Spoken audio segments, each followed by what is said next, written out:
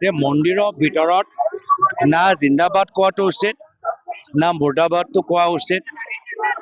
মন্দিৰৰ ভিতৰত আমি ভগৱানৰ আমি সেৱক। আমি মন্দিৰৰ মাজত মন্দিৰত সোমাই এই ধৰণৰ সংস্কৃতি আমি অসমৰ ভিতৰত নোহোৱাটো বিচাৰোঁ। মন্দিৰৰ বাহিৰৰ ৰাজহুৱা স্থানত যি ক'ব লাগে মোৰ একো আপত্তি নাই। কিন্তু মন্দিৰৰ পৰিৱেশত আমি বা মছজিদ বা গীৰ্জাঘৰ যিকোনো ধৰ্মীয় অনুষ্ঠানৰ পৰিৱেশ মই কলংকিত প্ৰদূষিত নকৰিবলৈ মই অনুৰোধ দলৰ সতীৰ্থসকলকো জনাইছোঁ আৰু বেলেগ দলকো জনাইছোঁ। আমাৰ দলৰ কৰ্মীখিনিক আমি বাধা প্ৰদান কৰিছোঁ যে কোনোৱে কোনো মন্ত্ৰীৰ বিৰুদ্ধে নক'ব, কোনো মোৰ পক্ষত ক'বও নালাগে, কোনো মন্ত্ৰীৰ বিৰুদ্ধে ক'ব নালাগে। কিন্তু যদি তেওঁলোকক ওপৰৰ পৰা নিৰ্দেশ দিয়া গৈছে যে মন্দিৰৰ ভিতৰত ৰাজনৈতিক বক্তৃতা দিয়ক, কিন্তু তেওঁলোকৰ দলৰ নিৰ্দেশৰ মানসিক চিন্তা। কিন্তু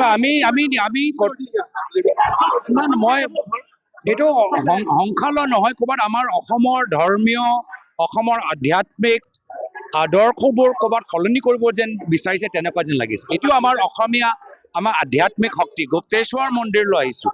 গুপ্তেশ্বৰ মন্দিৰৰ ভিতৰত না জিন্দাবাদ শুনাটো উচিত না মুৰ্দাবাদ কোৱাটো উচিত। নিশ্চয় কাৰোবাৰ নিৰ্দেশত কৰি আছে, আৰু যিজনৰ নিৰ্দেশ কৰি আছে সেয়া অসমৰ আধ্যাত্মিক মূল্যৰ প্ৰতি কিমান তেওঁলোকৰ চেতনা আমি গম পাই গৈছোঁ। ঈশ্বৰৰ মন্দিৰৰ ভিতৰতে আমাৰ স্থানীয় পুৰোহিতসকলে মৰ্যাদা নাপায়, আৰু সেইটো আমি দেখিছোঁ যে বৰ্তমান চৰকাৰৰ আজি তেওঁলোকৰ নেতৃত্বৰ দিনত আমাৰে অসমৰ থলুৱা আমাৰ পুৰোহিতসকলে আজি তেওঁলোকৰ মান মৰ্যাদাটো কমি গ'ল। ক'ৰবাত বাহিৰৰ পৰা অহা পুৰোহিতসকলক বেছি মৰ্যাদা এইখন চৰকাৰে দিয়ে, কিয় কৰে মই নাজানো। বাহিৰৰ পুৰোহিত বাহিৰত তেওঁলোকক পূজা পাঠ কৰক, আমাৰ আপত্তি নাই। কিন্তু আমাৰ থলুৱা আমাৰ পুৰোহিতসকল পাণ্ডাসকলৰ আজি কিয় তেওঁলোকক অৱহেলনা কৰা গৈছে মই বুজি নাপাওঁ। যে মন্দিৰৰ ভিতৰত না জিন্দাবাদ কোৱাটো উচিত না মুৰ্দাবাদটো কোৱা উচিত। মন্দিৰৰ ভিতৰত আমি ভগৱানৰ আমি সেৱক। আমি মন্দিৰৰ মাজত মন্দিৰত সোমাই এই ধৰণৰ সংস্কৃতি আমি অসমৰ ভিতৰত নোহোৱাটো বিচাৰোঁ। মন্দিৰৰ বাহিৰৰ ৰাজহুৱা স্থানত যি ক'ব লাগে মোৰ একো আপত্তি নাই।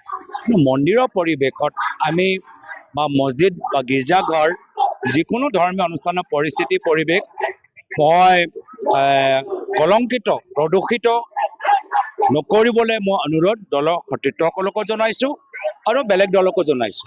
আমাৰ দলৰ কৰ্মীখিনিক আমি বাধা প্ৰদান কৰিছোঁ যে কোনোৱে কোনো মন্ত্ৰীৰ বিৰুদ্ধে নক'ব, কোনো মোৰ পক্ষত ক'বও নালাগে, কোনো মন্ত্ৰীৰ বিৰুদ্ধে ক'ব নালাগে। কিন্তু যদি তেওঁলোকক ওপৰৰ পৰা নিৰ্দেশ দিয়া গৈছে যে মন্দিৰৰ ভিতৰত ৰাজনৈতিক বক্তৃতা দিয়ক, কিন্তু তেওঁলোকৰ দলৰ নিৰ্দেশৰ মানসিক চিন্তা। কিন্তু মই এইটো সংখ্যালঘু নহয়, ক'ৰবাত আমাৰ অসমৰ ধৰ্মীয় অসমৰ আধ্যাত্মিক আদৰ্শবোৰ ক'ৰবাত সলনি কৰিব যেন বিচাৰিছে তেনেকুৱা যেন লাগিছে। এইটো আমাৰ অসমীয়া আমাৰ আধ্যাত্মিক শক্তি। গুপ্তেশ্বৰ মন্দিৰলৈ আহিছোঁ। গুপ্তেশ্বৰ মন্দিৰৰ ভিতৰত না জিন্দাবাদ শুনাটো উচিত না মুৰ্দাবাদ কোৱাটো উচিত।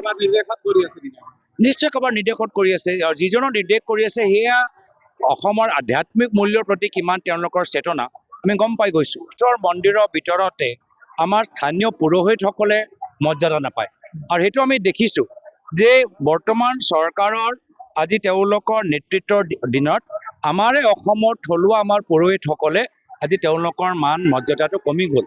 ক'ৰবাত বাহিৰৰ পৰা অহা পুৰোহিতসকলক বেছি মৰ্যাদা এইখন চৰকাৰে দিয়ে, কিয় কৰে মই নাজানো। বাহিৰৰ পুৰোহিত বাহিৰত তেওঁলোকক পূজা পাঠ কৰক, আমাৰ আপত্তি নাই। কিন্তু আমাৰ থলুৱা আমাৰ পুৰোহিতসকল পাণ্ডাসকলৰ আজি কিয় তেওঁলোকক অৱহেলনা কৰা গৈছে মই বুজি নাপাওঁ।